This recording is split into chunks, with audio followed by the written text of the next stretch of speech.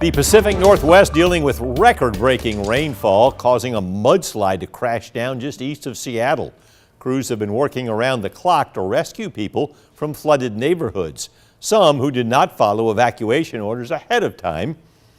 These residents made sure they were able to get to safety. In Mount Vernon, flood walls are up and being tested as nearby rivers are expected to hit record levels tonight. I had to evacuate my animals and all my belongings, and I don't know what's to come or what's to come of like the homes and our community.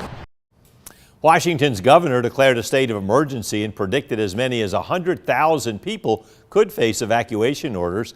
Some rivers are not expected to reach their high point until this weekend, and more rain is expected next week.